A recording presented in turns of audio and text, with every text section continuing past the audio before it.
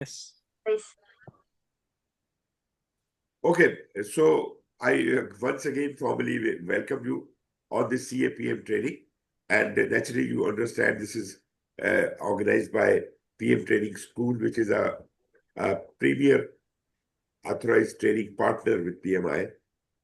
We have been conducting these trainings, not only this training, but all the PMI and all the SAFE trainings for quite some time. And we have got a large clientage, not only in Canada, New Zealand and Australia, but in Canada, USA, Middle East, Saudi, and a lot many other countries. People, right now, I'm uh, conducting some trainings with the students from Philippines, Manila.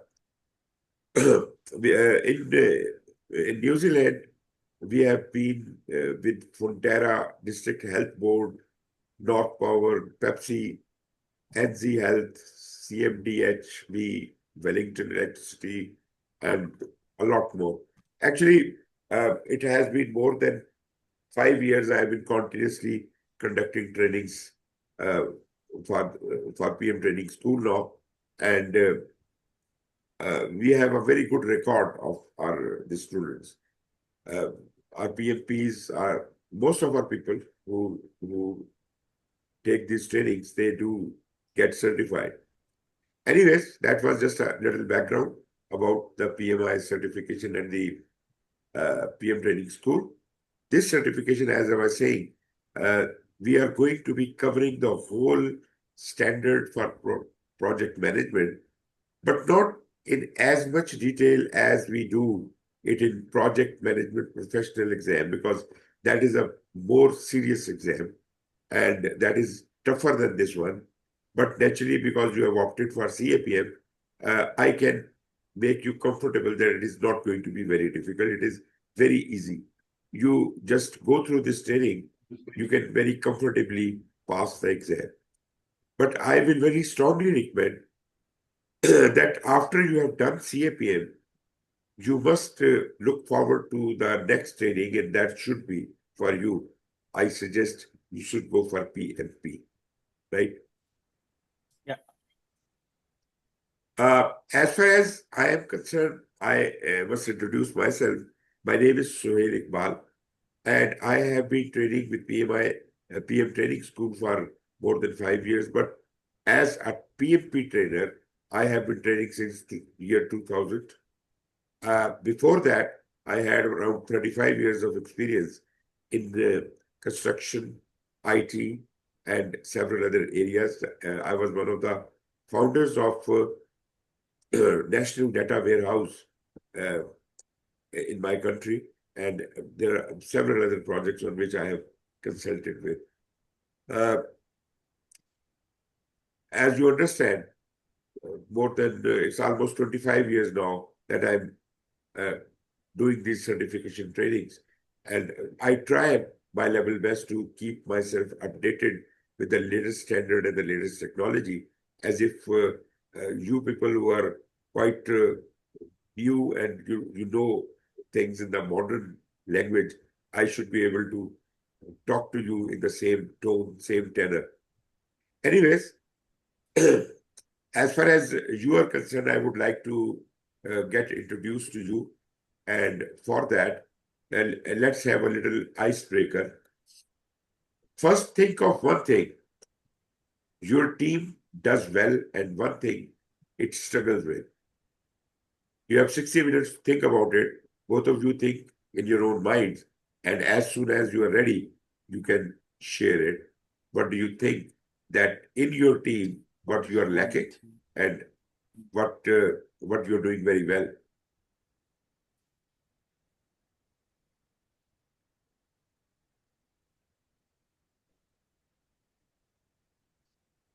I can go if you're ready on the other side. Yeah, of course. Yeah. I think in my team, I think we do really well responding to situations, and yeah, when something comes up as a team, we work well together and respond really well. Wonderful. But I think we struggle with sometimes prioritizing some tasks over others. Okay, prioritization might be a problem, and your reaction time is too less. You people can react quickly to the things, right? Okay, but Muddassar, what about you? So, sir, for my team, it's working well. But when in terms of giving the feedback, like if I assign some task and then they complete, but they're never responding that, okay, the task has been completed. So we are in limbo that what's going on. So that's I want to improve with. Okay, can you repeat? Your sound is not really very clear. Really? I am saying that. Can you hear me now? Yeah, of course. So like when we assign the task to my team, it's doing well, but there is no limits and boundaries. Like there is no feedback from them that the task has been completed. And then it's goes to limbo that even then they have completed the task, but they are not coming back and telling them that, okay, the task which I assigned, the task which has been assigned to them has been completed. Very right, very right. You see, what you people have defined, actually, that these are not only your problems, these are the universal problems. Any team you go, you will find similar kind of things. They are probably struggling to catch up on certain things. And on the other hand, they take pride in certain activities, just like you have done. So, uh, similarly, uh, now that you have told your good point and the bad point as far as the team is concerned, I would like to know your name, where are you from, and a little about why are you going for this training. I can start or Yeah. My name is Muhammad Muddassar Ahmed, and I am basically from Pakistan, Kashmir. And last 12 years, I am in New Zealand, and I am Kiwi citizen now. And I'm working for N4L Network for Learning, which is basically Ministry of Education crown-owned company who Okay. deals with schools across nationwide. So all the nationwide grant schools we are dealing for upgrading the networks and all the IT infrastructure. Okay, wonderful, wonderful. And And Abby? So, yeah, my name's Amy McKinnon. I'm based in Tauranga in New Zealand. I work for the council here, and our team bids for major events and funds major events, and also has some delivery in event management as well. Okay, okay. In whatever team you are working, I would like to ask you two things good about your team. You're very united, you're whatever.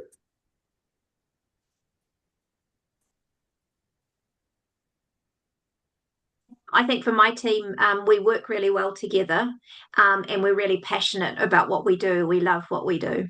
Wonderful. That is a very good spirit. Yes, Muddassar? my team is where I'm working. My colleagues extremely helpful. Like whatever we need each other, we are always willing to help and go extra mile. And secondly, we all love food. We are foodie to eat food. That is very nice. That is very nice. Actually, these, again, I would say these are very good characteristics, and our lively organization, our team would have these kinds of characteristics. This is really very nice. Very nice. Okay, Abby and Muddassar, we are going to be discussing a couple of things in this lesson. First of all, we'll talk about the project. Then we'll talk about the project management, PMI. What is PMI and how did it start? Do you understand what is PMI? Do you understand what is PMI? No, Yes, Project Oh, Management Institute. that is Project Management Institute. These are the people who have started off with this certification and a lot of other certifications. They are the international project management body, which is the most recognized, and they have got the highest number of certified professionals in the field of project management. The CAPM is their basic certification, the very primary certification.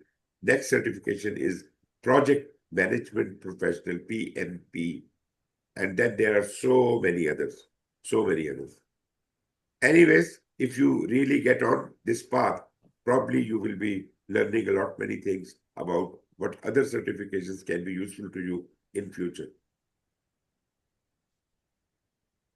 Okay, what makes this course different? We'll talk about this, and then we'll talk about what is the problem. Anyways, let me show you how are we going to cover this course. Basically, there are going to be 13 sessions after this one. This session is introductory session that you can call it session 0. We are having 13 sessions in it. First is about becoming a CAPM.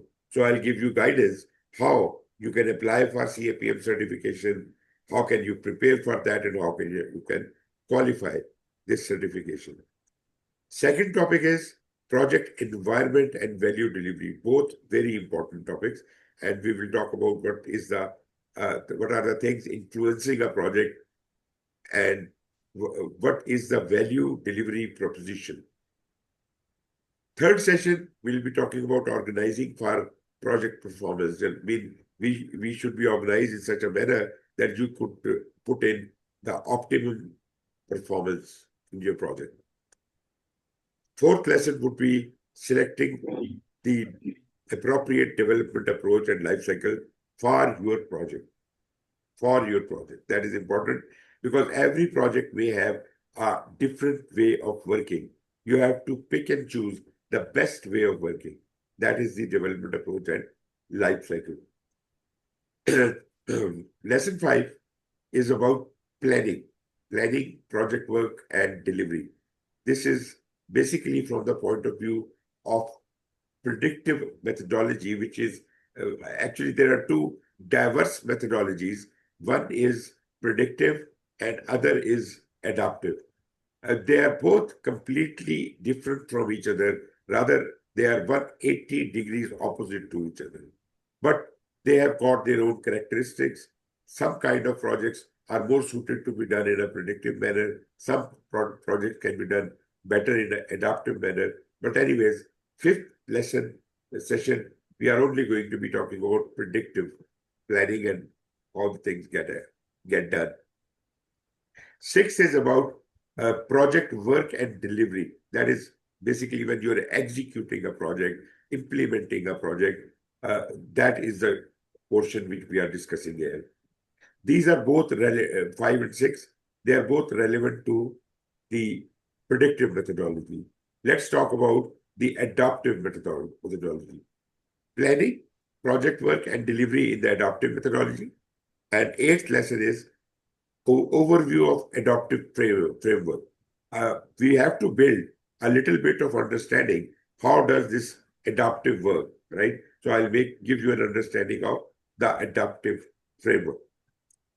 Session 9 is about measurement, tracking, and managing uncertainty. Now, this actually encompasses two things. Number one, you might have heard very commonly, monitoring and controlling the project. That is happening here. And moreover, when we plan things, there are certain things which are not really very clear to us. We are very uncertain about it. So how are we going to deal with uncertainty while we are executing the project? 10th lesson is about business analysis framework. Now, I would think that business analysis is something which comes even before you can start studying the environment and all. Because business analysis is something which happens when someone proposes the idea of this project. So we will have a little introduction about business analysis framework and various domains of business analysis. That is the 11th session. And in the 12th session, we'll put it all together. So classically speaking, the first 3 sessions are about preparing you for the main topic. Fifth and sixth session is about predictive. Seventh session is about adaptive, and then we talk about more about adaptive and monitoring and control, business analysis, and ultimately we put it all together. And this is the common understanding you should have as a CAPM. Well, I must tell you, if you were going for a project management professional exam or certification, probably you would have much deeper knowledge into these things, and even more than that. But anyways, you are lucky that you are going for a simpler cause. It is easier to do. It is a target you can achieve definitely and very easily. And therefore, let's have this quick win and then target for the big hunt, right? Yeah. Okay, as far as this lesson is concerned, we have got certain logistics, like, we will be having some group activities going on in the class, but because we are only two people, that means the group is only of two people. It's not a very big group. Again, it is good, it is bad in some ways, but anyways, we'll try to take maximum advantage of that. Then we could have interactive exercises, and you must open up your activity workbooks. I hope you have access to all the material sent to you by Dr. Faz Rasool. Yeah. So if you have Yeah. that workbook should be open on one of the tabs in front of you, as if we can refer back to that time and again. Where is workbook I can find, sir? Let me just give you a quick glimpse on that. So do we log in to that as well, do we? Yeah, of course. If you log into that site, PM Training School, you will find learning resources right here. Can you see this? Yeah. So there are class handouts, which are kind of the presentation slides in PDF format. Yeah. Then this one I'm referring to, student activity workbook. Okay. This is to use in the class. You should print it out and complete these activities during the workshop, right? That's why I said it is going to be an interactive session. Then you have got student learning material. That is kind of a self-study book. You could refer to that. All the salience from the standard has been put down into that book.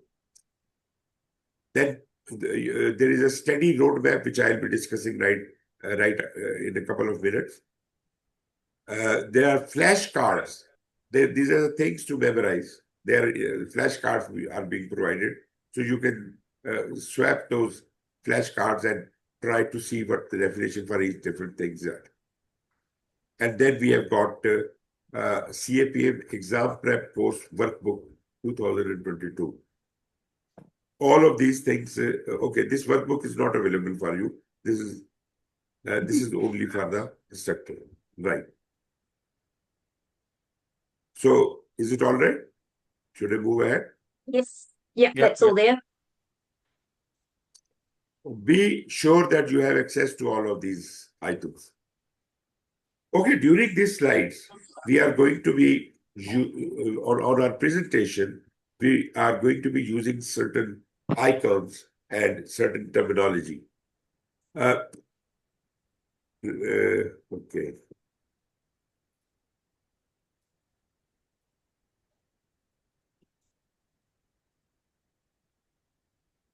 Right. If you say this icon, that means it usually will appear on the left-hand side. This blue area, you will see the important signal sign. This important sign means that this slide has something important in it.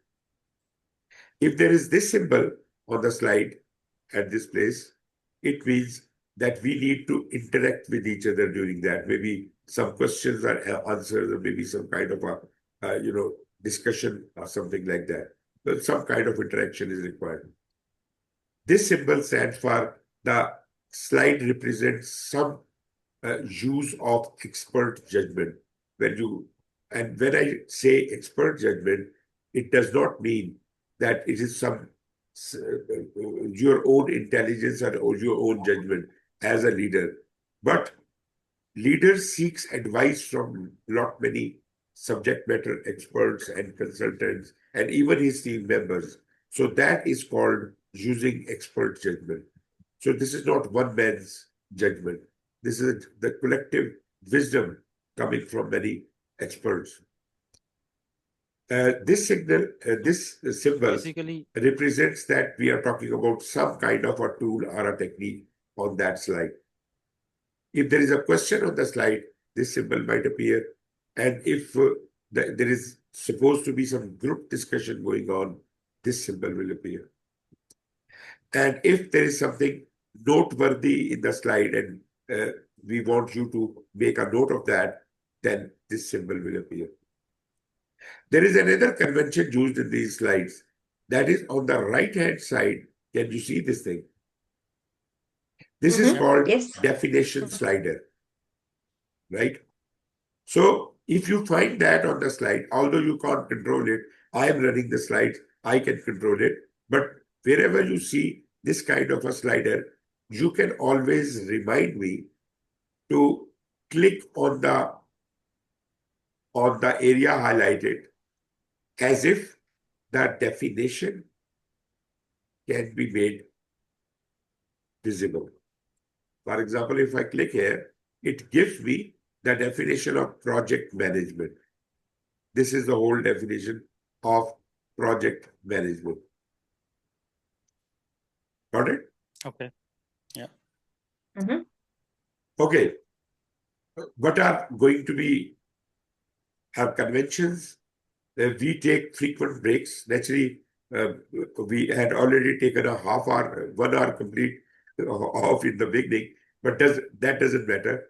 We will take breaks after every 30 or 45 minutes, as if you can relax and you can absorb the message which have been received.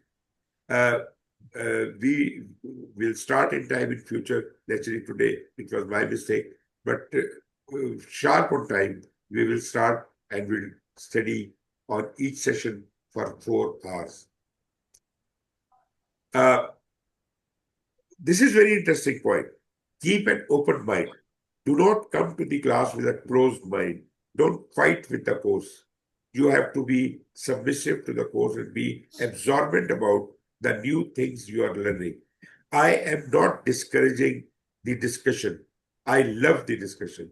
But at the same time, you must all come prepared with a mindset that you are going to be learning new things. That would open the doors as if, you can start absorbing things. But I do love questions. I do love discussions. I can always help you out on that. It is not only I being helping out to you, but it would be all of us. Even you, Abby and Muddassar, you people may also be helping out each other during this course. Again, ask a lot of questions. That is what I love it. Take lots of notes. That is again great because whatever you write with your own hand is going to stick to your mind. That is a very good way of learning. Keep your cameras on, especially for Muddassar. Tomorrow, we want your camera to be working as well. Because you see, we will talk about emotional intelligence and empathy and online video conferencing, how can we interact. The biggest tool to interact on internet is your video. I can't see you, I can't see your impressions, I can't see how enthusiastic you are and how worried you are or something like that. That is really very important for me. Yeah. Then we have to eliminate all distractions, right? And today's big distraction was the internet. Anyways. Okay, let's talk about a little about the project management. That is the first topic here. Okay. What do you think is a project in real world? Naturally, you are dealing with project. You are experienced people and you know what project is. I'm just asking this question for the sake of discussion.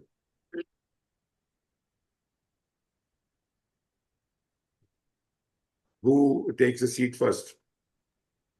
Project is the word project mean end to end doing something, like anything which we want to achieve something from, if we work something, and what is the reason of doing that work, and then how we will do, that's called project. Like anything which comes in our mind, then we start thinking about the business case, and start thinking about that, how it work and how we will achieve when it will be complete. Okay. How does it differ from our normal way of working? You do operations work, like you said, you had been doing various other responsibilities earlier, not as a project manager, but as a normal operations manager or delivery manager or whatever. How does it differ with a project? Because in operation or on the other project, it's not like it's daily routine and going on. It's not It is a routine. timelines. It's not time barred, or it's not like some product bar. Right. But project is have timelines, it's project bar, it's have cost, it's have resource, like everything is limited. Like operation is the not ending goal, and project is not like the have project always have some boundaries and limitation, and something where it start and its end. Right. Abby, you can also my join the discussion if at all you have to ask anything from Muddassar. Yeah, Probably no, you can. I agree. Yeah, I agree. It's something distinct that's outside of the normal way of work, and something that you want to achieve or deliver. Yeah. Okay. That is nice. That is very nice. So we do understand that project is different from our normal operations, right? In operations, as Muddassar said, we had recurring activities, right? Whatever we are producing in operations, we are reproducing it continuously. I mean, it's a reproduction process. Whereas when we get into a project, we are taking up a challenge, which we probably never have done before. We have never produced something like this before, right? Maybe somebody else have, but we have never done it before. We are doing it for the first time. So whenever we take up a challenge, it is a project. Whenever we want to do something new, it is a project. When we are repeating our old procedure, or when we are following a standard operating procedure, it can never be a project. Because then you're following the rules, you're following the guidelines. That's it. You're not doing anything from the top of your head. So when you are doing something new, that means whatever you are doing something new is going to bring change in your organization. Isn't it? I'm not commenting whether that change is going to be good or bad, but some change will be brought. Whenever you do something unique, a child is being naughty and is trying to play with fire, right? He's doing something new, never done it before. It could be harmful for the child.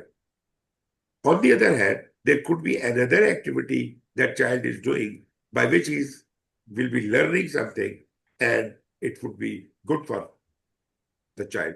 So that is a life-changing experiences when you do such like initiatives, such like you take up such like challenges, you learn something good or bad. That is exactly what it is.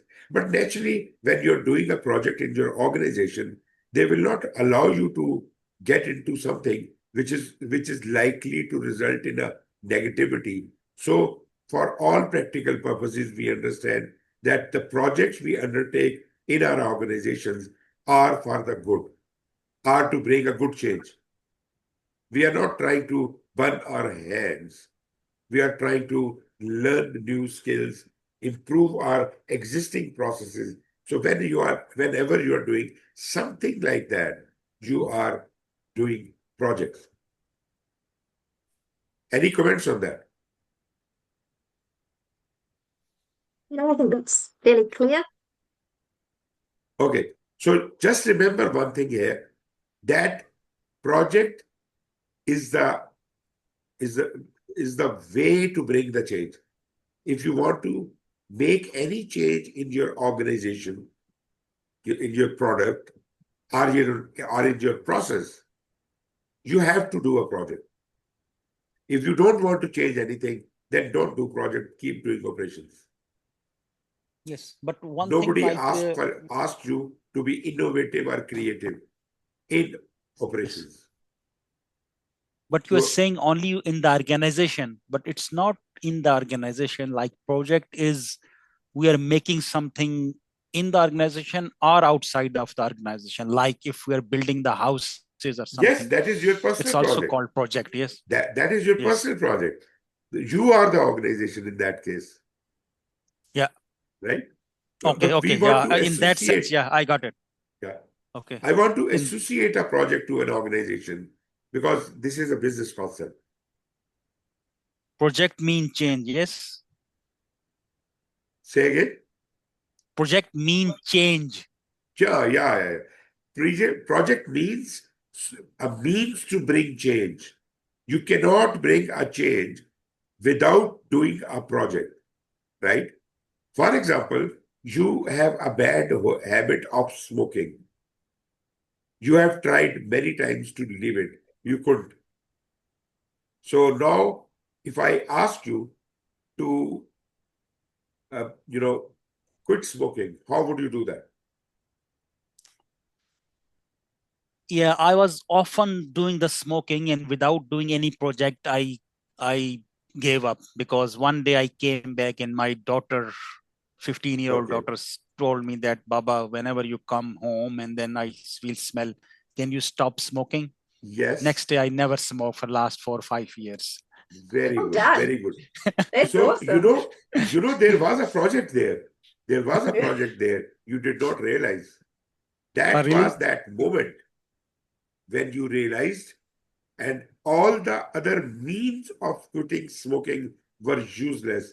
Just your daughter it triggered that change in you.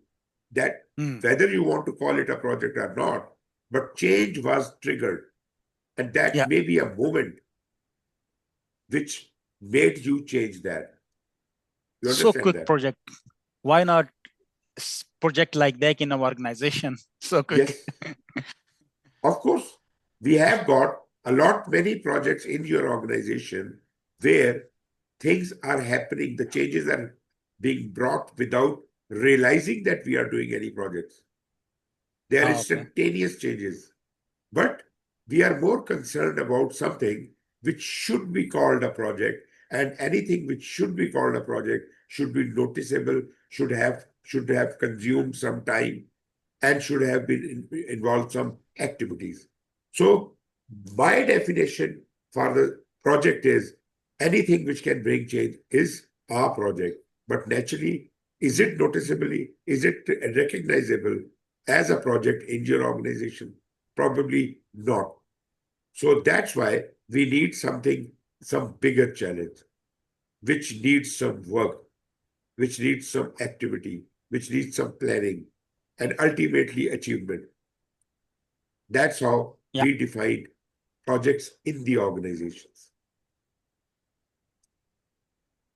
Good. Fine? Absolutely fine. Okay, these are some examples. Which of Just these are projects and which are not? just give me 1 minute. I think it's 3 o'clock. My wife's and my kids are back. I can open the door Okay, sure. for them. Abby, you can think on it. Which of these three activities are projects? Homework assignment, download a playlist, package delivery company route. Don't think it's the playlist. Yes. Package delivery company route. I think more homework assignments more likely to be a project. I can start. Okay, more likely, yeah.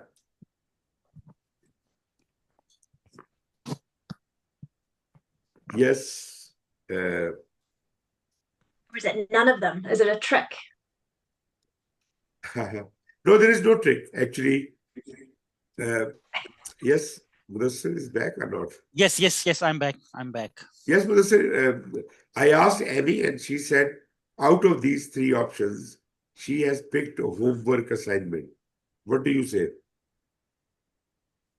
Which type of these is the project? Homework assignment, download a playlist, package delivery comes out. I didn't get what you're saying. Which of these is a project? Download a package delivery company route. Download a playlist. Download a playlist. Okay. What are your comments on that, Amy? He says download a playlist should be a project. Should it? Should it not? No. I think of that more as an action rather than a project. Okay. Well, what do you say about that? Does it? She says it is more of a action, not a project. How we can make more efficient? But where does it say that loading a playlist will make anything efficient? Yes, if you have better speed, then it will be more beneficial. You see, it is like an activity, and this could be an activity of operational work, or it could be an activity of a project work. So this does not qualify to be called a project, but I agree with you to that extent that it could be an activity of a project. Could be. Not definitely, but it could be an activity of a project. But still, I would say it doesn't make it a project. Yeah. Agree. As far as the last option, which you both have not selected, package delivery on a delivery company route is a routine work. Therefore, it is not a project. Now, home assignment is full of excitement. You know, there are 30 students in a classroom. Everybody gets a home assignment. Everybody go back home and then puts in their level best. And everyone does it in a different way. That is definitely a project, isn't it? Yeah. So this is how we differentiate anything which brings a change. You know, tomorrow when these students will present their homework to the teacher, all 30 homeworks will be different. And if two homeworks are exactly the same, what do you mean? Not a project. No. 30 students were there in the class. Everybody was supposed to do their homework. When they got back, everybody had a different solution except for these two students who exactly had the same solution. So what is wrong with this scenario? One completed their assignment and sent the assignment to his friend so that he can also... this is a copy. So there is only one person who did the project. The other person copied. And yes. that person did not do a project. So project manager cannot be a copycat. Project manager is an original person. Right. Okay. I think before I can proceed ahead, let me give you a proper definition for a project. If you can find it in the standard, but I will just say it. A project is a temporary endeavor. Just Let this sink into your brain. It is a temporary endeavor. What is an endeavor? Endeavor is an Not a attempt to future do endeavor. something, right? We are not sure, but we are attempting something. Why are you not sure? Why a project about your project you are not sure? Because you are dealing with uncertainty. You have never done anything like this before, right? So therefore, you have an element of doubt whether I would be able to complete it or not. Will it be successful or not? So there is an element of doubt in it. So we call it an endeavor. And then it is temporary because we will make this endeavor and then we will reach some result. We will learn from our mistake or our actions.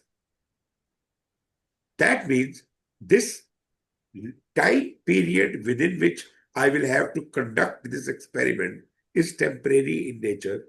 Maybe it takes 2 minutes or 2 months, but at the end of it, I will learn something. That is the change happening. So project is a temporary endeavor. And why do we do it? We do it as if it does create something. There is an element of creation in project management. We want to invent something. We want to invent a new way of doing something or something like that. So we are creating some deliverable. We are expected to create some deliverable out of the project, out of this temporary endeavor, and that deliverable could be a tangible product, or it could be a service, like it helps you do some of your works in a better manner, in an easier manner. So that is a service. Or it could be a result. Like, after doing this project, I have learned something. That is the result I got. I am not having any deliverable, any other product or service at hand, but there is an important lesson learned. That could also be the result of a project. So the deliverable could be a product, could be a service, or could be a result. So collectively, we call it a deliverable. But this word deliverable in modern terminology, in the uh, development sector language, this deliverable thing is called output of a project. Output. Output is what you deliver. I deliver a box to you. The question arises, why did I deliver this box to you? What will you do with this box? Maybe you don't need it. Why should I give this box to you? That means there must be some benefit associated with that deliverable for the person who is going to take it on. So for every output, there must be an associated outcome which could happen or occur in short-term future or in a long-term future.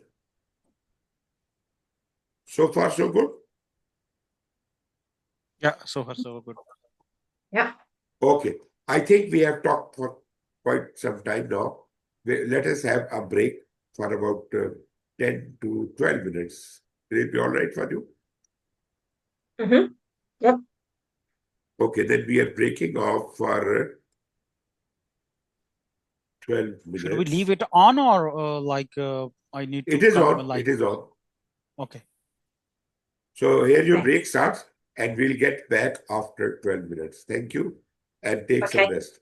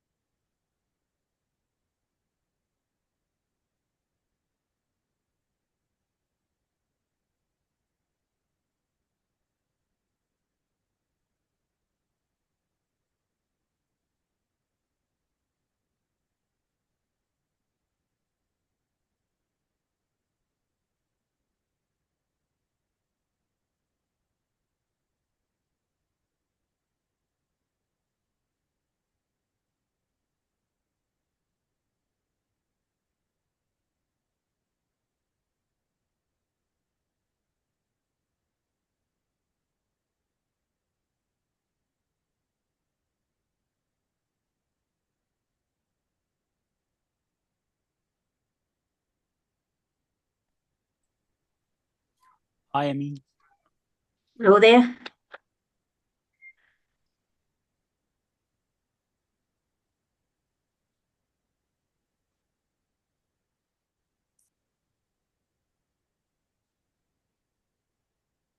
Okay.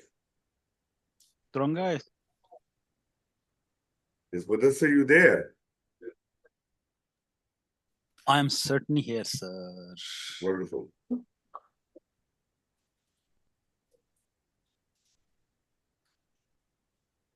Okay. So we have done this and okay, moving on. Let us talk about what is project management. We have already discussed what is our project. Naturally, it is a temporary endeavor. It results in a deliverable or output. Deliverables, our output could be product, service, or result, and they ultimately give some short-term or long-term benefit, which we call outcome, right? And why are we doing all this? As if we meet the customer requirements for the project, right? Okay, what is project management? What is your opinion about it? Project is okay, but what is managing the project? In my mind, it's the systems or If you, processes behind that you follow to achieve that project. Good, good. Muddassar? yes, like project is a product like which bring change, but if you are not following the process, or you're not following the path, or you're not following any way to Okay. achieve something, then the project will be dead. Like we don't know what's going on or what will happen and cost, all these things. Okay, let me clarify one thing. So Processes are SOPs, standard operating procedures. They are meant for operations. For project, which is a challenge which you have never done before, that is never there on the horizon. How could you have a process for that? So when you conceive a project, that is the time you uh, formulate how I intend going for it. That is not a process, that is a plan. You come up with a project management plan. How am I going to deal with this unique situation and ultimately be able to succeed? So basically, you are Mm. not following some uh, SOP or processes or procedures, but you are creating your own plan. You are developing it from the scratch.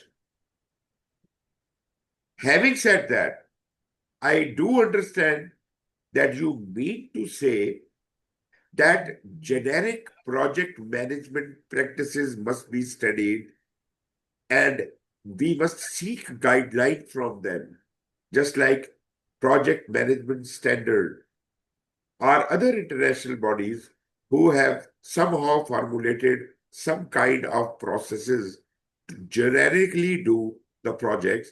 So, yes, of course, they can be very helpful, but basically, your project will be planned by you.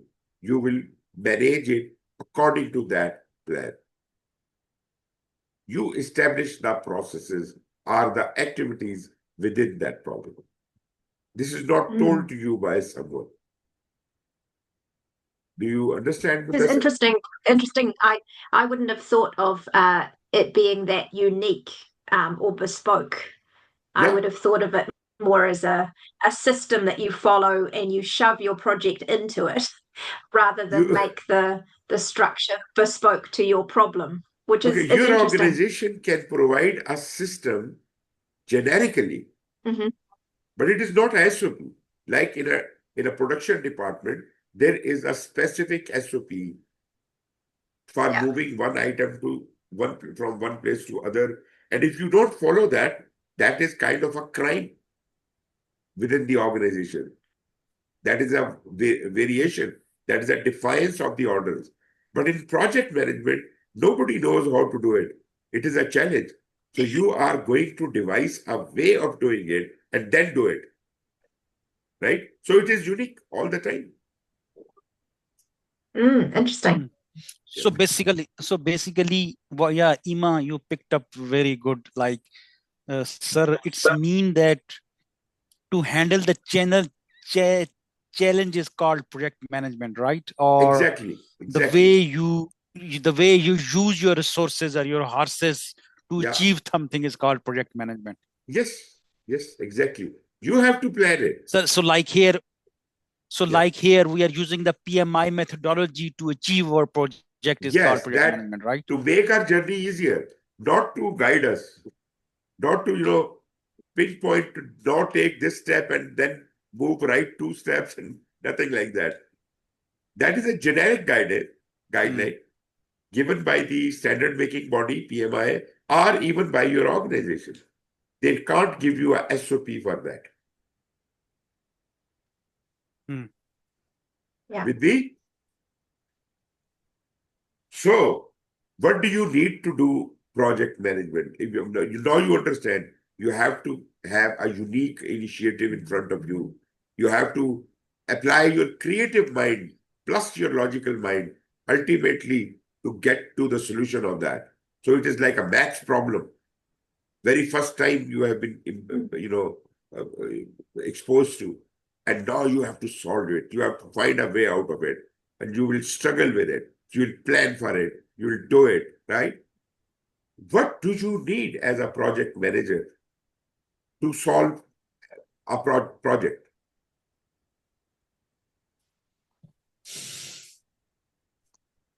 Your Okay, let me skills, give you a your guideline. communication. First of all, you must know some knowledge about how to deal with projects. Naturally, it is going to be a generic knowledge, but you should have some knowledge. You may be an engineer, you may be a doctor, you may be anything. But everybody deals with uncertainty. Everybody deals with projects all their lives, whatever the profession is. Whenever anyone has to deal with a project, what knowledge do they refer to? Do they refer to the technical knowledge? Do they refer to their knowledge of electricity? Or do they refer to their knowledge of, engineering? What? No. There are certain things which are uniform in any kind of project. Every project has to be planned. Every project must have activities. In every project, activities must be linked in some certain manner.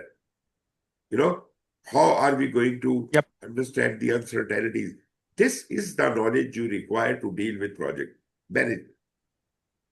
So you should have knowledge of project management, and I mean to say is formal knowledge of project management. Got it? Generally, what I see is if I am an engineer, then I think I am by default a project manager. Every engineer is a project manager. That is what they think. I don't think like that. I think they are engineers, they are not project managers. If they want to be project managers, they have to learn project management. Otherwise, they will be doing things wrong. Are you with me? So they have to vast their canvas. They have Exactly. to Otherwise, vast their whatever they do knowledge, is ad like hoc. engineer. Yeah, like engineer is only doing what is written in the book, and then the same thing, routine and something. An engineer can be an expert of technology, but what about the process of project management? The generic process of project management, if he doesn't know that, he will boggle down everywhere. That is why we call it hit and run. They just fall down, they get up, and then again start running. Again, they fall down. But if you are an experienced project manager, you would know how to handle that situation. Okay, so you should have knowledge. You should have experience in project management, meaning naturally, if you might have attended some course, you might have knowledge, but have you ever used it? Have you any experience of using that knowledge? That is the second part. To do project management, you must have knowledge, you must have skills or experience. And the third thing is more important. You must have tools to do that job. Like if you were a carpenter, you need a hammer, you need a saw. These are your tools. Without those tools, you are a useless person. You are not a carpenter anymore because you can't do anything with your knowledge and your experience if you don't have your tools. So just try to understand what are the tools of a project manager. If you don't provide that project manager with those tools, no matter how experienced or knowledgeable that person is, won't be able to do anything. Think over it. And the fourth thing is, he should know the technique of the project management. For example, he is trying to use a worksheet, but he doesn't know where to look. You are trying to use a vernier caliber, but you don't know how to make the reading. You don't know the technique, that means. So these are the four things. You should have the knowledge, skills, tools, and techniques of project management. These four things are required. But one more thing I must emphasize here. Do not use these skills on non-project activities. This knowledge, knowledge, skills, tools, and techniques, they must only be applied to project activities. Why I'm saying that? Because if you are employing that experience, that skills, those tools and techniques to non-project activities, then it is a waste of time. Why? Because to be effective in project management, whatever you do should contribute to the cause of the project. Those things, if they are not contributing to cause of the project, then it is useless. This is out of scope work you are handling. So only deal with what is in scope. Don't try to expand your scope unnecessarily without any reason. So it's mean what you're trying to, excuse me? Yeah. I have one question, sir.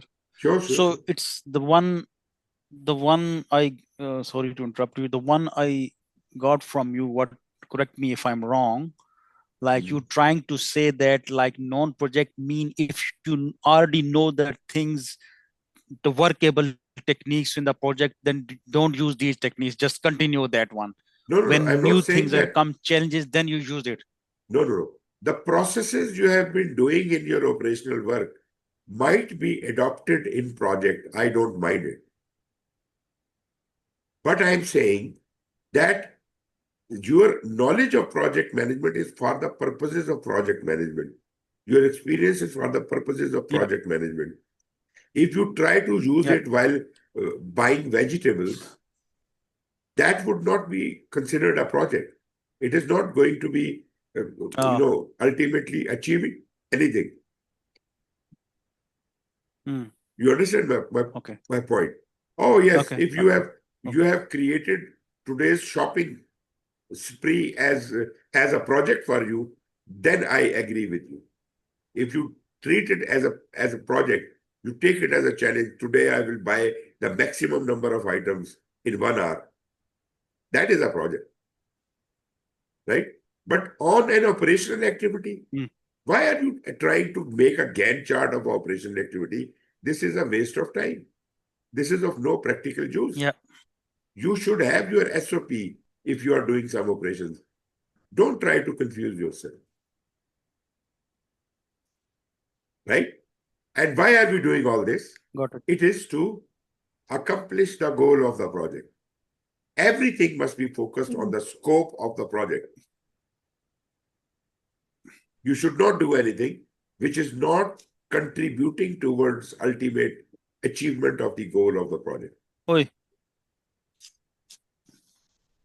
Got it? Abby, can you explain all this in a very short sentence? Sorry, what was that? Yeah, but what I just discussed about project management, can you summarize it?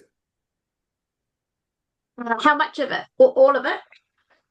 Well, summarize means summarize in the shortest possible manner. In the shortest possible way, okay. Project management requires knowledge, skills, tools, and techniques that are focused on achieving one goal. Yes, exactly. And one thing we learned out of it is that we should do only what is in scope, and what is not in scope is out of scope for us. It is not allowed to be done. Anything which is out of scope there is a concept which is called scope creep. As I keep moving in the life of the project, the scope keeps increasing. Why? Because we are very foolish. We don't put a cap to it. We don't put a cap to the project, and we let it grow and grow and grow infinitely.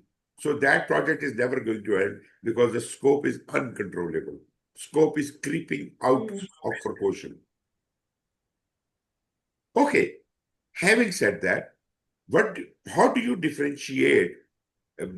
Have you ever heard about the terminologies program management and project management? Have you? Yes. Okay. How Yeah. do you conceive a project management a program should be? What is a program? So if there is a project is one project and program is like if there's a 2-3 projects going on parallel, then it's called program. Like to handle different projects is called program management. Okay. But then what is so unique about it? There are 3 separate parallel projects going on, right? Well, why do you call it program? Program, as I understand it, it is kind of a singular kind of a thing. I am running a program. There's something special about the program. But random 3 projects put into a form of a program, how is it a program? Because it's a wider scope, right? And then No, but the and question then is, why have you the put them leadership. together? Is there any reason behind it? No, we are not putting them together because like one project I have to within the organization there is a 4, let's say, project is parallel going on, right? So we Okay, have to also need some management or experts or the manager who also look after all these 4 projects. So okay, he's basically dealing with all the 4 projects because one person is the owner of project A, one is the owner of the project B, project manager okay, B, one is the owner of project C, one is the owner, right. and So all you these 4 project managers are reporting to. reporting to a program manager, that's what you mean. Yes, reporting to a one program Okay, manager, like in the bigger project, he's foresee for all these projects. okay. This is a common understanding, but there is something fundamentally wrong with this understanding. Amy, can you point that out? I probably would have said that a portfolio was a combination of projects. So I can't really help with this one. Yeah, that is a good pointer. Although we were not talking about the portfolio, uh, that is a very good pointer. Consider that, Muddassar. She says probably what you are referring to is a portfolio management, where unrelated projects can be put together and can be managed at the top. That could be called a portfolio. I'm not validating what she said. That could be called as a portfolio. Then what is so special about program? Why are you calling it a program? My my understanding is that like project management on top is program management and on top is portfolio management. Okay, that hierarchy Like is one okay. under one portfolio there. The hierarchy is okay, but the concept is not okay. Okay. Program, okay, the word portfolio is a kind of a plural. It can have multifarious things going on under it. I don't mind. But program is a singular word. There cannot be multifarious activities going on. Right? Program must have its Hmm. own purpose. And that purpose must be greater than any project. And whatever that purpose or objective of the program is, all the programs which could exist under all the projects which could exist under this program must be aligned with that program objective. That means they all have to be related with each other. That is not a condition that they are happening in parallel. They may happen in parallel, they may happen one after the other, but in this combination, they are behaving like they have a relation.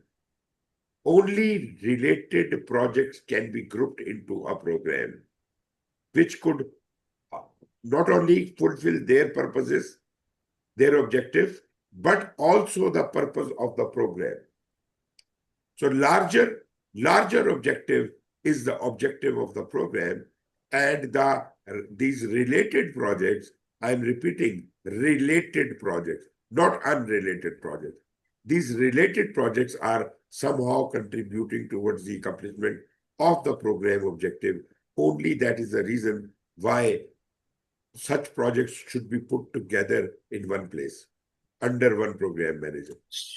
So it's mean, sir, it's mean that, let me elaborate, like if I am making one chocolate like ice bar, and then when I'm creating another chocolate Mars, they're Okay. two different, but these are the same type of project is come under program. And then if we are also, our company is building one car, Okay. it is a separate project, it's not come in one program. Is that No, like vague? what you are referring right now is a portfolio. You know, 5 different types of chocolates are not related projects. They are 5 different types of projects. Right? How are they related? Just because they are chocolate? Or just because they are cars? Yes. No, that is no relation whatsoever. Think again. Mm-hmm. If the program objective was to design and sell cars, then Design would the and sell projects, cars. well, like if you had a wider program Yes, objective, yes. Mm-hmm.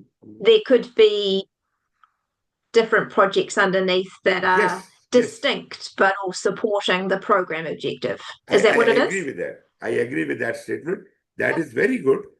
You try to soften up the program objective. Program objective is a larger objective. That is, we have to earn money by introducing 5 different types of cars in the market. This is the objective of the program.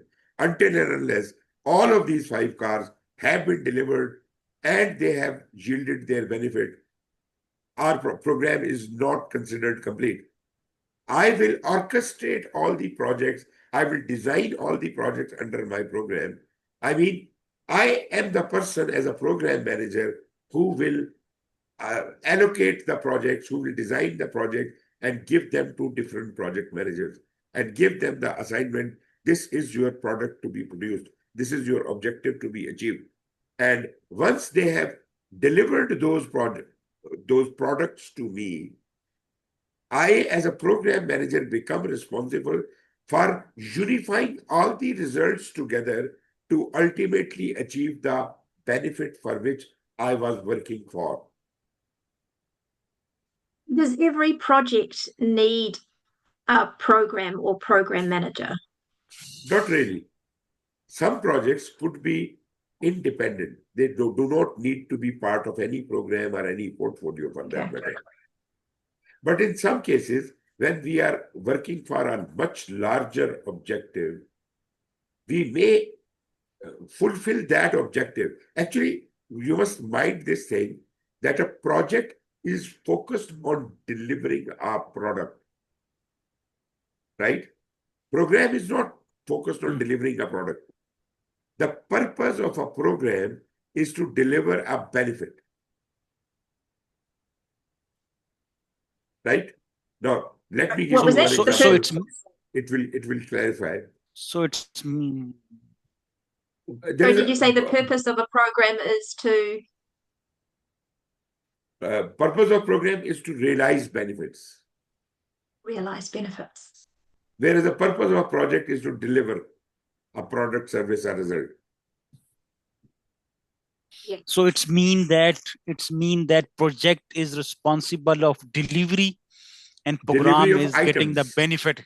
Product, service, delivery result, of items or services, and then program is getting the benefit out of it, right?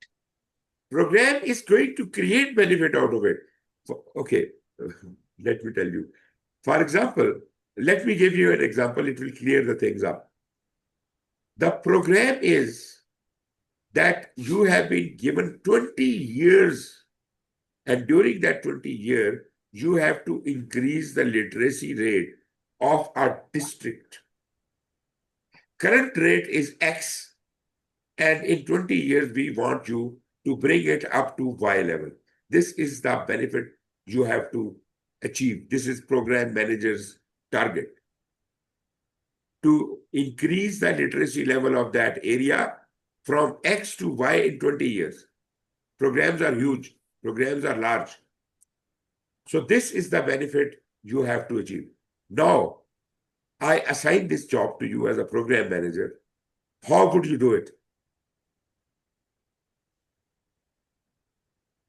Down into projects? So creating the different, Start, put down the different not projects. a project, you will start many projects. Many projects. There's Right? like one And is that like you increase the schools or something like that. yes, In some yes. schools you have to increase the rooms and like that, change the benefits, change the syllabus, something Maybe like a that. marketing campaign is part of it. Maybe some creating new TV ads and commercials is a part of it. No, you have to run this show for next 20 years.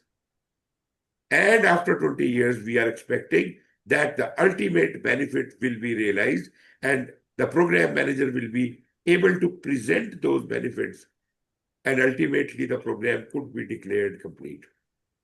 But during the life of the program, the projects will keep starting, they will keep ending, they will deliver their product to the program manager.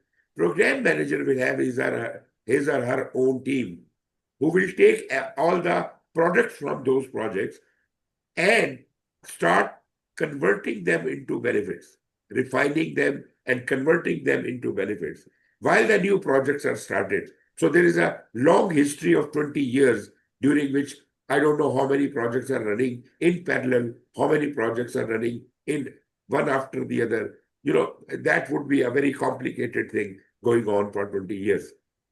But by the end of the 20 years, we promised that we will deliver this benefit to the higher organization. But if we can do that, the program is a success. But where the portfolio then comes. I'll talk about it. I'll talk about it. First, tell me you are okay with the concept of program. Yeah, I just wanted to ask, so project is less likely to have a aspirational strategic goal like that. A project's a bit more practical. Is that Yes. how It is more, you can say, tangible. Not really, some things are not tangible in project, but yes, of course, it is more tangible as compared to program. I think I get it. Fine? Yeah. Yeah. Are there any doubts? Okay. Now your question. Then what is portfolio management? Now you understand programs could be large. I mean, I don't mean that all the programs are 20 years long. They could be 5 years long program, there could be 3 years long program. But you see, generally what I wanted to show you that programs are much larger than the projects usually, because projects keep starting and ending during the life of a program, and they keep delivering. And then there is yet another process of converting and processing those products into the benefits. And when all the benefits are yielded from all the projects, their benefits have to be unified and ultimately converted into that target. Whatever was the target given to us, whatever was the strategic objective given to us, we will deliver that by the end of the program. Now, portfolio, let's look at your organization, which is probably running a lot many projects and maybe a couple of programs also. I'm saying couple of programs because all the projects do not come under the program. Some projects are completely independent. If you are a forward-looking organization, you will have many projects and programs running all the time. That means who is going to keep track of all the project and program activity, and how would the higher level management will understand what is happening in the organization as far as the projects and programs are concerned? Portfolio manager. They need to have another level at the organization level, higher level, somebody to look after all the projects and programs. Just like Muddassar, you said that unrelated projects are looked after by the program manager. That was a wrong statement. I would say all the projects and programs currently running in the organization fall under the responsibility of the portfolio manager. They may be related, all those projects and programs, they may be related or they may be unrelated. That does not matter. In portfolio, it is just like categorization, like chocolates and cars and things like that. So it doesn't matter whether they are related or they are not related, right? So in Everything hierarchy, happening in the organization is called the portfolio of the organization. And you should have a portfolio manager to look after all the projects and programs. So far, so so it's good. mean that in hierarchy, portfolio is high ups, Yes. and then program, and then so Yes. all program manager and project manager are reporting to portfolio manager, To portfolio. right? But the question is, the project managers which are under the program will report to the program manager. Why should they report to the portfolio manager? And program manager reporting to the portfolio manager, right? Yes, but independent projects are also there, which are not under any program. They will report directly to the portfolio manager. Yeah. Makes sense. Does it make sense? Yes. Very good. Can you Very click good. that one? Now Oh, yeah, that click you the understand buttons. the concept of the portfolio management, let me clear that a portfolio manager is not a micromanager. He doesn't have the capacity to look at hundreds of projects and programs at the same time. So he would look at them in a summary form, in a high level view, not in a micro level view. It is a macro level view. So portfolio manager will look at all the projects and programs for what purpose? Number one, all the projects and programs would require certain resources to be provided. So what resource is needed by whom, and how and when should it be provided? This is the responsibility of portfolio manager.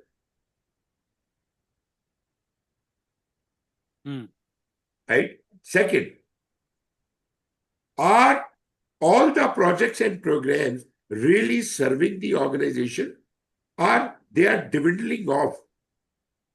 Maybe portfolio manager sees that 5 of the projects are exactly aligned with the organizational strategy, but the rest of the projects are like creeping away from there, and they are not really serving the cause of the organization. So he would apply the correction to them. Portfolio manager can correct them whether you are going astray, you are going wrong. This is not what the organization wanted. This is against the organizational policy. So you better control yourself, or I will then decide your fate. Maybe if you are doing too badly, the portfolio manager can kill a project, or it could create a new project. It can, initiate a new project, which might be more, not heavy on resource, but which could be more beneficial for the organization.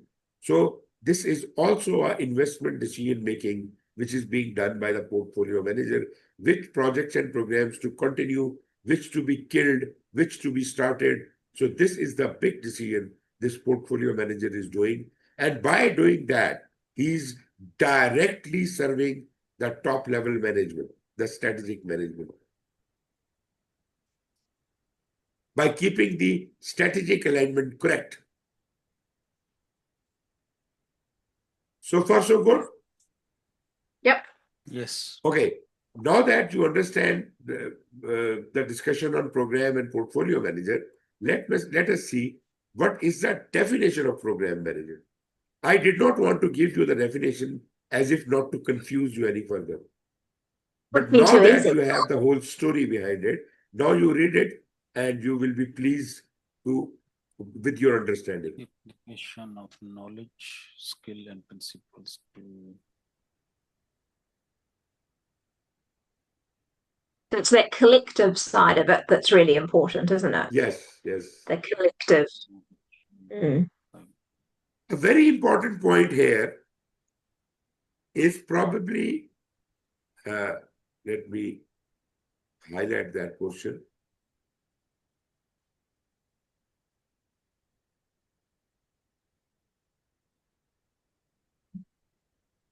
Okay.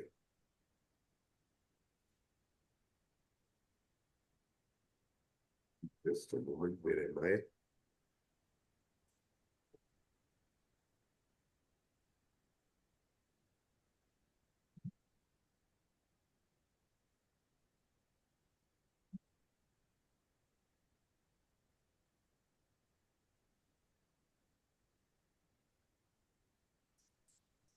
Okay. The first thing is obtaining benefits and control not available by managing program components individually. What are program components?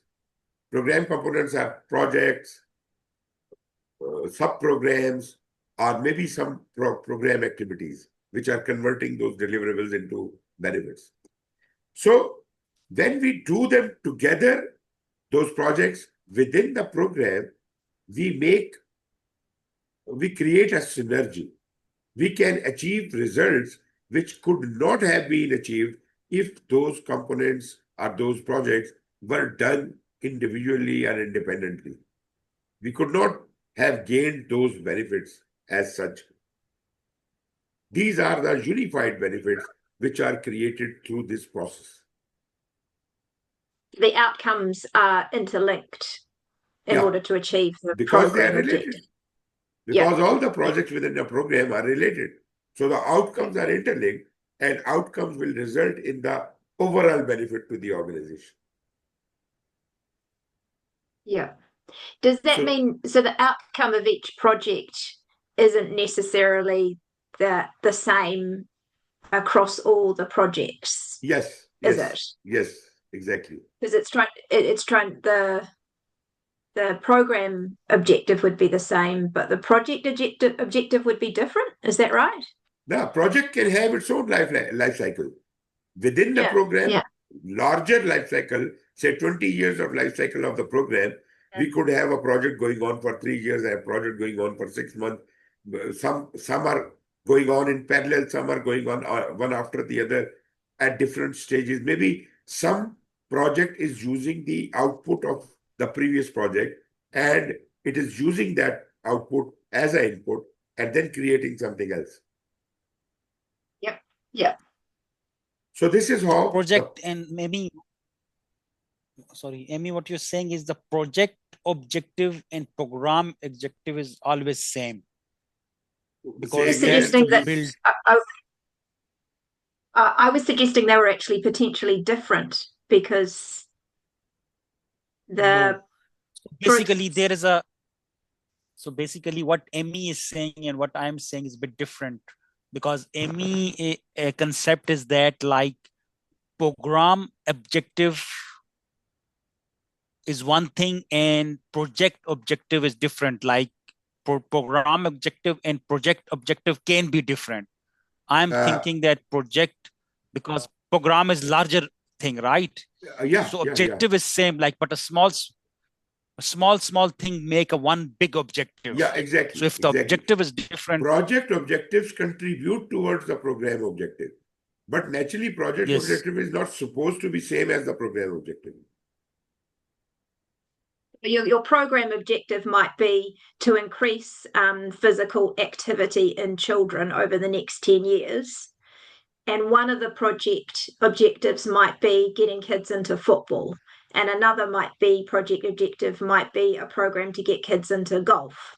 Yeah, So they've of all course. got the projects, have all got different objectives, but they are meeting the Yes. program objective. If they Is are that right? both contributing to the bigger purpose of the program, then they are okay. Then they are okay. Okay. But in portfolio, that doesn't happen like that. In portfolio, all the projects and programs existing within a program may or may not be related. That doesn't bother the portfolio manager. That is not the issue. Because portfolio management is a centralized management of one or more portfolios. I'll come to that, why it is saying one or more portfolios. But it also includes programs and projects. Say all the projects and programs in the organization could be controlled by a single portfolio manager centrally, then we will do that in the conventional manner. But what if your organization is dealing with 5 different sectors, right? So what you have done is you have put in under the main portfolio, you have put in sub-portfolios of Sector 1, Sector 2, Sector 3, Sector 4, and Sector 5. And each sub-portfolio has its own sub-portfolio manager. Yeah. So, for example, IT sector, the expert in IT sector is the IT portfolio manager. And that person is looking after all the projects and programs of IT. Whereas the other sector portfolio manager could be dealing with some other subject. But they do fall under the main portfolio. So yes, a portfolio may have sub-portfolios, it may have programs, it may have projects, and it may have certain, like, in program management, we had 3 components. One was the sub-program, second was the projects, and third was the program activities, if you remember.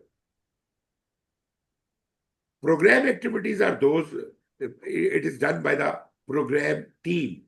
Program team is separate from all the project teams. That is the personal team of the program manager. They receive all the deliverables, convert them into benefits, unify those benefits, and ultimately yield the program benefit. So basically, program activities is part of the program. Whereas portfolio management is a very unique kind of a concept where projects and programs do have their life. Like project was 3 years long, program was 20 years long. Portfolio has no life. It is there forever. Projects and programs keep getting done, but the portfolio remains the same. And new projects and programs gets added to the portfolio. So portfolio will never end, right? So therefore, there must be some work of the portfolio. Portfolio manager must also have some staff who would be doing something. What do we call that? We call that the operation of the portfolio. Just like we had program teams who were unifying the outputs coming out of the project, similarly in portfolio, though it is not having a limited life, but portfolio has work to do. That work is to be done through operations. These are operational works of portfolio management, that is to analyze different ongoing projects and programs, analyze the new candidate projects and programs, kill some projects, create new projects, make investment decision making. All that is the job of the operations. So the 4th component in portfolio management is operations. So there are 4 components here. Number 1 is sub-portfolios. Number 2 is programs. Number 3 is projects. And number 4 is operations. Support.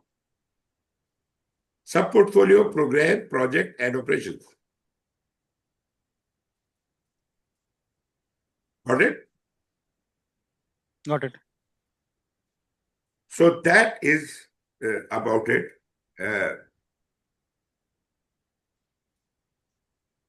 We have covered what is project management, what is program management, what is portfolio management. As far as the project is concerned, this was the definition I gave you earlier. Application of knowledge, skills, tools, and techniques to project activities to meet the project requirements. This is the definition of the project management. And this is the definition of program management. And this is the definition of portfolio management. You can find all of these definitions in a separate standard by PMI, which they call lexicon of terms. It is like a glossary of all PMI standards, a unified glossary. The same definition is going to be there in every standard. So you can refer that, or you can go to this website. It will open up the lexicon for you. Okay. Okay. Before we take the break, one last slide. I must discuss it with you. What is this PMI? Who are these people? PMI, as I told you, is the Project Management Institute. Well, they were founded in 1969. But that does not mean the project management was not there before 1969. Project management was there always. Like, what do you think? The pyramids of Egypt, what are they? Were they not the projects? What's the project? So Programs, did they not have portfolios. any knowledge of project management at that Yeah. time? Yeah. They must have some knowledge. That's why they created some humongous structures. That means we learn from our ancestors. But unfortunately, till 1969, there was no formal knowledge of project management. I know there were books written on the topic of project management by many people, but they were having a very diversified view. They were not unified. They were not talking about the same thing. If some engineer was writing a project management book, he would write about engineering practices and things like that. If an IT person is writing a project management book, he would write all about computers. Well, that is not project management. So for the very first time, these people, they got together. There were 5 people from, I think it was in USA, Pennsylvania. In Pennsylvania, these 5 guys got together and they said, they had their first meeting in the drawing room of one of the members, one of the friends. And I had an opportunity of meeting the last surviving member of these 5. He's no more alive now. Oh. But I had a talk with him. I had an interview with him. And I asked him, how did you start? And he told me that we just gathered in the drawing room of one of our friends. And we said, okay, why should we not have any guideline for doing project management? Why everybody calls themselves project managers, whereas they don't practice anything like project management. They are engineers and doctors and whatever. Everybody claims to be a project manager. So what knowledge should be required for the project management? For every project manager could have that. So they wrote the minutes of a meeting on, on the back of a matchbox. On the back of a matchbox, that was where the minutes of the first PMI meeting were ever created. That is my first-hand knowledge from that interview. That person, which I am calling, his name was Eric Jennett. Eric Jennett. And right now, PMI has got an award by his name, Eric Jennett Award. So I am fortunate to have, met that legend in my life. Anyways, that is another story. But basically, that is when they decided that there has to be a common discipline of project management with certain guidelines and principles created, and they set out to develop that guideline. That guideline was created in form of a small document of about 8 pages. Then they kept refining it, and it was not before 1996.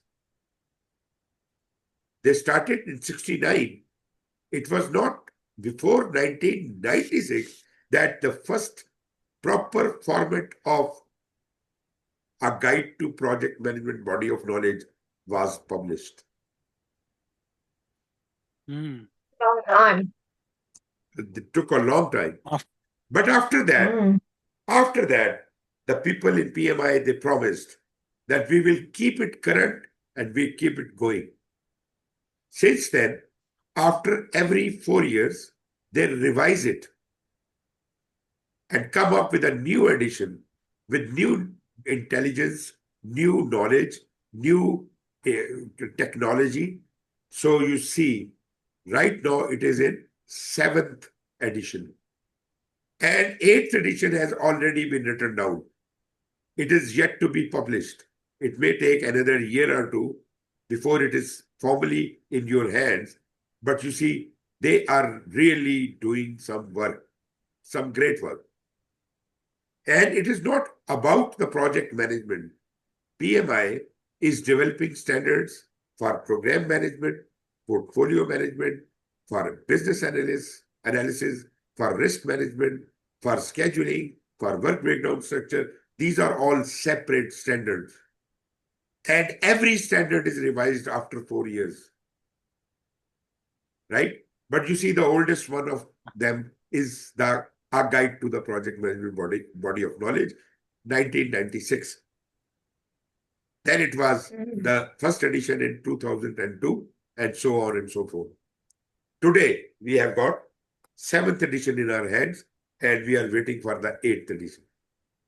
So now you understand the motivation behind PMI. What are they? Who are they? What do they do? I hope that pretty much explains it. Interesting. Well. So PMI is Project Management Institute, leading professional association. Trust me if I say it, PMI is the largest professional body in the world right now. No group of engineers, the associations, the societies of engineers or accountants or whatever you have, none of the groups is as big as Project Management Institute.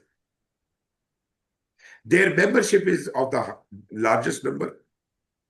They have got largest number of certifications right now in the world, more than 20 certifications. And there, if you look at the oldest certification is PMP, Project Management Professional, there is a huge number. I think it's more around 2 million people who are PMP, Project Management Professionals worldwide. No other certification in the world has ever touched this mark. This has not only become a professional body, but this has become a global community of millions of project professionals and individuals who may not be the members of PMI, but they could be just associated. They just follow the principles of project management, who are using these skills. Nowadays, you see in universities and colleges, what they teach is what is written by the PMI. PMI becomes the standard. It is the largest standard. Anyways, so this is what PMI is. So this is a great initiative. They are doing a great work. I may sometimes disagree with some of their decisions, but at the same time, PMI is a wonderful body which has a role model for any organization. Okay, so let us have another break before we can start talking about the CAPM certification. Will it be fine with you? Yes. How long? What time? Well, 10 minutes, will it okay? Yes. Yeah. Five When past you five. need, if you need a longer break, do let me know. Otherwise, I just keep giving you 10 minutes break after every year, after every hour. Right? 5 minutes is fine. 5 past 5. 5.